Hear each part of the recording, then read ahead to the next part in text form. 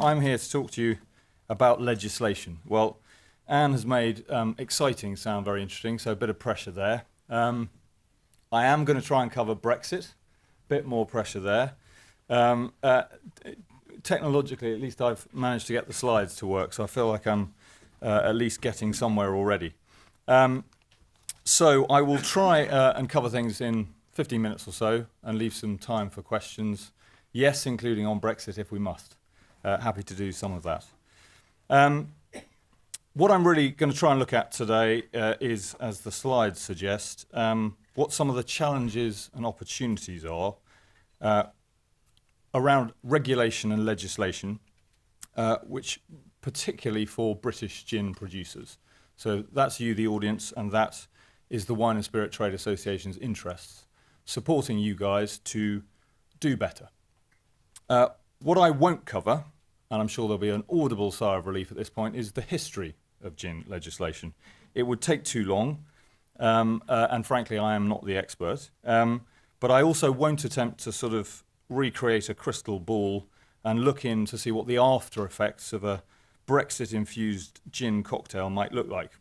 But you won't get away entirely without reference to the 23rd of June and what the WSTA and indeed my personal view is. I want to begin by making the case for regulation, which frankly is pretty unfashionable.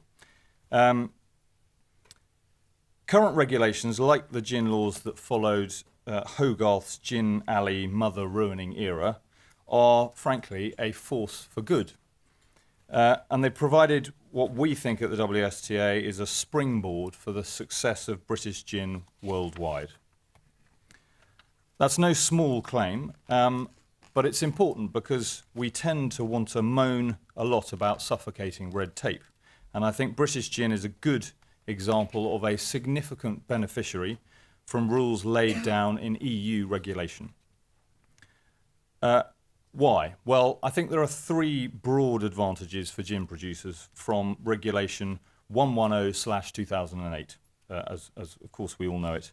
That regulation defines spirit drinks, and it makes it worthwhile for our gin producers in this country to invest in producing high-quality premium products, safe in the knowledge that they can't be undermined by products which fail to meet the definition. So as delicious as, for example, a Malawian gin and tonic as a sundowner in southern Africa is, it can't be marketed as a gin in the EU because its predominant flavour is orange, not juniper. So that's advantage number one. Advantage number two, the spirit drinks regulation reflects gin's distilling history and codifies it. As such, it does us all a bit of a favour, but it's also retrospective, and as a result, it is distinctively British in flavour. In other words, I think there's an inherent British bias in the current EU definition of gin. Beyond this, point number three, the definition also allows for, and I would argue, encourages innovation. The definitions of gin, distilled gin, and London dry gin are relatively simple and unrestrictive. At least 37.5% ABV, predominantly juniper flavoured, with progressive changes between each definition. Now, these three things, which I will normally refer to as quality, Britishness, and flexibility, have, we think, led to an explosion, or at least contributed to the explosion of new and exciting gin brands on the market. We think they respond to and stimulate consumer demand. Now, since Sam Fairfax and Jared at Sipsmith opened up the first London copper still for over 200 years, which you can see on the slide here. Let's try that again. It was only a matter of years before the second, third, fourth, etc. Appeared. The craft of gin making has certainly spread rapidly across the UK, with a staggering 117 new distilleries setting up in the last 5 years.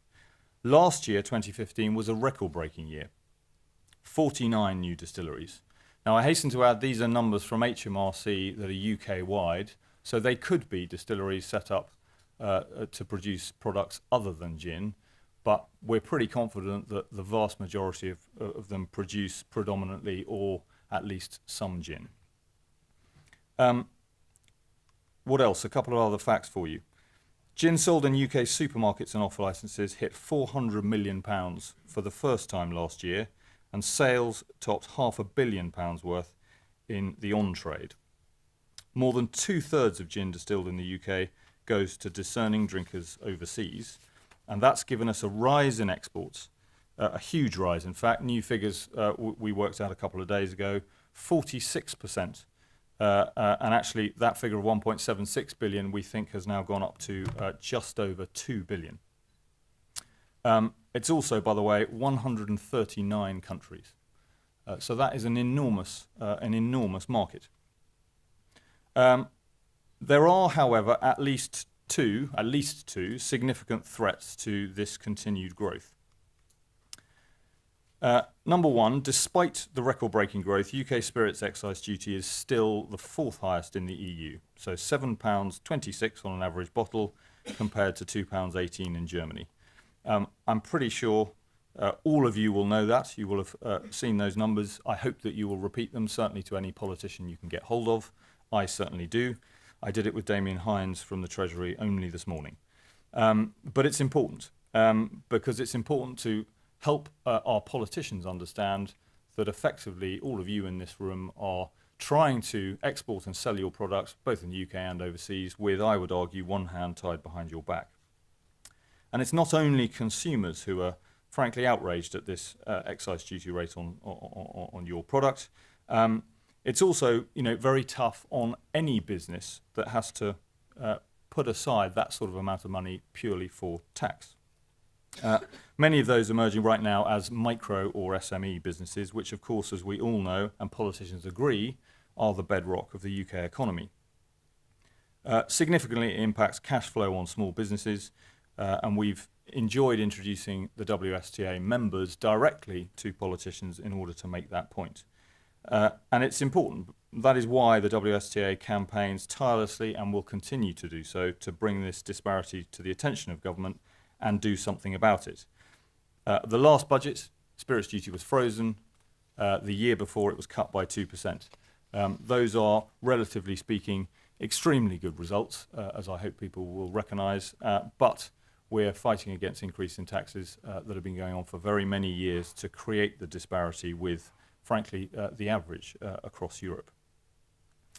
Now, the second threat, which I want to refer to, is the one that we often refer to as the elephant in the room. Clearly today it isn't, and that is the UK vote on the EU referendum. So 42 days to go, note it down. The vast majority of WSTA members, 90% in fact, who responded to a consultation that we put round our membership of over 300 members, believe that the UK wine and spirit trade will be better off if Britain remains in the EU. The key reason cited is the unfettered access to the single market, where a third of UK wine and spirit exports go. Our members are principally concerned that leaving the EU would lead to a more uncertain trading environment, loss of access to the single market, and the absence of a UK voice at the table to shape EU regulations by which the industry would still be bound. And that last point is very important. That includes, of course, the famous Regulation 110/2008, which is currently undergoing, and I hate using this word, Lisbonisation. I'm happy to take questions on, actually that's not true, I'm not happy, I don't enjoy taking questions on Lisbonisation, but it does prompt me to say, or rather beg your indulgence for a bit of techno-babble of a European type for a moment, but it's important. It is still unclear whether the European Commission will be able to introduce revisions to the framework regulation 110/2008, other than purely to update the text to take account of new decision-making procedures. But the definitions of individual categories are unlikely to be opened up. However, as a member of the European Union, the UK government has the ability to represent our producers' interests, so all of us in this room and besides, outside of anything to do with Lisbonisation. So, for example, the WSTA continues to argue at every opportunity for the inclusion of damson gin alongside sloe gin in the Annex 2 definitions of that regulation. So damson gin is not a recognised product, sloe gin is. we would like to see that put right. More recently, questions have been asked, and I know they have this morning, about whether the definition of gin and distilled gin could be revised to allow the products to be made entirely from a pot still, including the distillate base. Now, we could come back to that, but the point of interest, I would argue, for today and sort of the next couple of months, is that Brexit would remove entirely the ability of the UK to influence the outcome for either of those last two examples. So we would not be at the table to argue the toss on either of those issues. And it goes wider. The same goes for calorie labelling. As many of you will know, the alcoholic drinks are in general exempt from both calorie and ingredient labelling under EU rules, but that exemption is currently under scrutiny. I'm pleased to say the WSTA is leading that debate, including in Brussels, as actively as we can. We were the first trade body to include nutrition information on our website, and we've been shaping the European Trade Association's response and will continue to do so. And that is because we think that inevitably this information will be required. I think there is an issue about where it is required. I think it would be more sensible to be providing it online, somewhere that's easily accessible, because as you can see from this is the smallest amount of information we could provide from our point of view. It is the smallest amount that can legally be sold in a pub of any of those products. Now, that's quite a lot of information, and putting even some of it on your labels is frankly going to be a pain in the backside. We also don't think consumers are interested. The ones that are can go to a website and have a look, but we shouldn't, as an industry, fail to provide it if our consumers are interested. And if we do fail to provide it, I suspect then we will find Brussels arguing to make sure that it's obligatory to provide it instead. Bottom line, better that we control the agenda, and we need to be in Brussels to do it. So, I'm happy to say that I was able to make some of these points, perhaps not all of the last one, but some of them to the Prime Minister directly just before Easter, when we were invited to number 10. There's a couple of people in the audience who might recognise themselves in the photos here. Thank you, Helen. We covered quite a number of topics in what we've now called the Drinks Cabinet, including particularly advantages for SMEs exporting inside the single market, but also beyond, where EU trade deals are in place. Conversely, Brexit concerns include barriers to exporting outside the EU, loss of influence on single market rules, e.g. things like labelling, and the impact that leaving would have on attracting investment. Now, if we left, how easily would the UK be able to ship its products to the EU and around the world? Well, we might simply be treated purely as a third country, in which case UK products would be liable to EU customs duties, local excise duties, and the movement of goods into the EU would be curtailed. That is certain. This would add both cost and a burdensome extra layer of handling for UK producers. What the overall cost and impact of that is, we can't quantify. Frankly, no one can. I would guess that the best case would be that we retained access to the free trade area using existing mechanisms, but those would be mechanisms that would be subject to change, over which we would have zero influence. For large companies with a presence in EU markets, that might not matter terribly. But the growing number of fledgling new gin producers, including many in this room, would find themselves bound by rules over which they have no control. At the Drinks Cabinet, and more positively, we also discussed government support for exports. We were pleased to be able to congratulate the Secretary of State Liz Truss on bringing together under one roof, DEFRA's roof, the UK export support bodies, including, for example, UKTI. They are now calling themselves the Great British Food Unit, and I know you heard from them earlier. Working with the Great British Food Unit, we have already had one successful event to support exports in Chicago. We have another coming up in the European Parliament in Brussels later this month, which is WSTA-led, making the point that industry is important to the overall export success of the UK, which I am quite certain that Liz Truss, among other ministers, understands far better now than she did a year ago. We've gone a bit further. We've secured an undertaking that more will be done to ensure that whenever British officials host receptions and dinners, the drinks they serve will be British. I was at a reception at Number 10 yesterday, and we had exactly that for the first time. All of these are practical steps which we think will make a difference, and we hope very much will be providing opportunities for our members. Now, confession time. I've strayed a little from regulation and got quite close to politics, and I'm pretty sure we've done enough Brexit, but I hope it's been for a purpose. The bottom line is that EU regulation is more good than it is bad for producers of gin. But you will also have noticed that I haven't so far touched on UK legislation, and this is perhaps the other side of the coin. With a very good example of UK legislation, which I think is not helpful, and I use legislation or regulation in inverted commas, is the government's chief medical officer, who announced revised guidelines to drinking responsibly in January this year. The announcement was made without any consultation, and frankly, we were bitterly disappointed. We as an industry were not invited to take part in the review of the guidelines, nor were we given any time to prepare for the announcement, and overnight the information that industry voluntarily puts on its labels and is now on over 80% of products sold was out of date, obsolete overnight.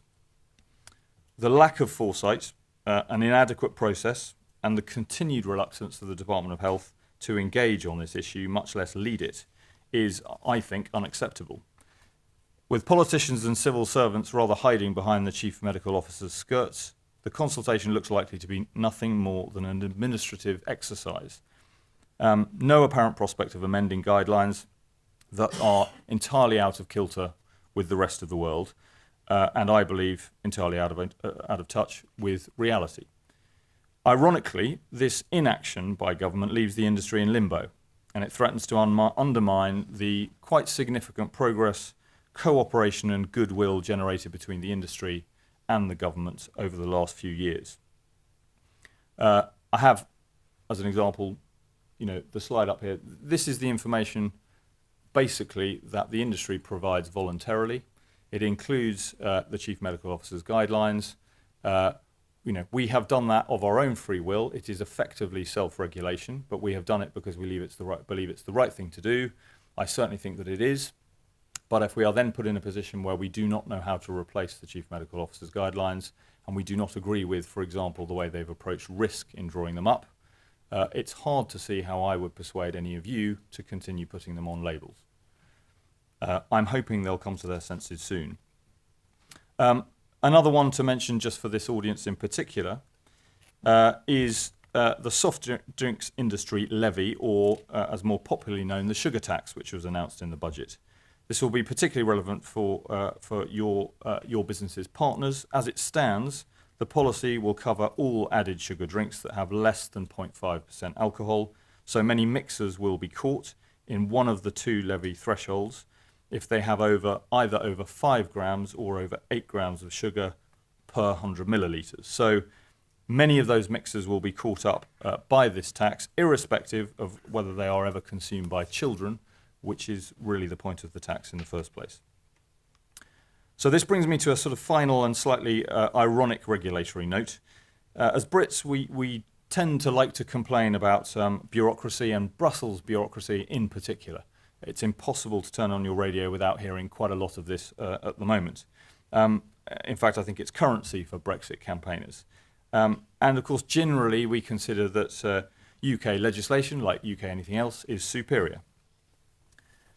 Well, the spirit drinks regulation, I think, is certainly at least the exception which proves the rule. It's clearly a force for good for gin producers. Excuse me, I'm having trouble with this mouse. Clearly a force for good, while other UK legislation, which I've just referred to, is clearly, in inverted commas, bad for British industry. I do not think it helps. Yet on 24th of June, we face the prospect of waking up having got rid of the good and keeping only the bad. So there are threats, but there remains an incredibly good and positive buzz around gin, and a lot to look forward to. The interest in today's event is testimony to that. So too the fact that this morning I was in the Beefeater Distillery in Kennington with yet another minister, this time Damien Hinds, who's the Exchequer Secretary who makes decisions on excise duty in George Osborne's current team. And it's not just government ministers who are interested in visiting distilleries.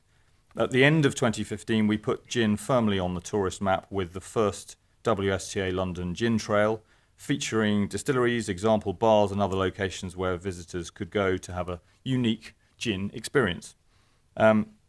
We've since followed the London Trail with a Scotland Trail from small distillers to slick city gin bars, visitor centres. We have tourists now who are using the maps to take a tour of gin-related landmarks. It works particularly well in London, but we're open to suggesting them in other areas of the country as well. Do have a look at our website if you want to see more of them, and we're happy to let you have some. And we love doing it. We love putting gin on the map. So the WSTA is going to continue to do this and continue to speak up for its producers, as well as the wider wine and spirit trade, whether within or outside the EU, to ensure that the UK remains at the very heart of the world drinks trade. And I have one final comment to make, which Helen will know because she was sat next to me. I have two paragraphs here that I wasn't sure if I was going to be able to include until about 2 minutes before I stepped up. But I'm going to finish on what I would describe as a celebratory, not regulatory note. The WSTA, with support from both the government and the royal household, is today asking its members to create an original British gin cocktail to commemorate the Queen's 90th birthday. So this is open. Please do come and talk to us about it afterwards. The idea is that we will draw together a celebrity-type panel, I'll say no more than that, to judge the winner, which will be announced at a cocktail party attended by at least some royal consumer journalists in the week running up to Her Majesty's birthday. So if you're interested, the date to have in mind is that all entries will need to be in by Friday the 3rd of June in advance of the celebratory event ahead of the weekend of the Queen's official birthday celebrations, which of course is 11th of June, which I'm sure you all know is World Gin Day. So there we go. A good and nice and less brow-beating note to end on, and I'm happy to have been at a Ginposium to announce just such a competition. Thanks.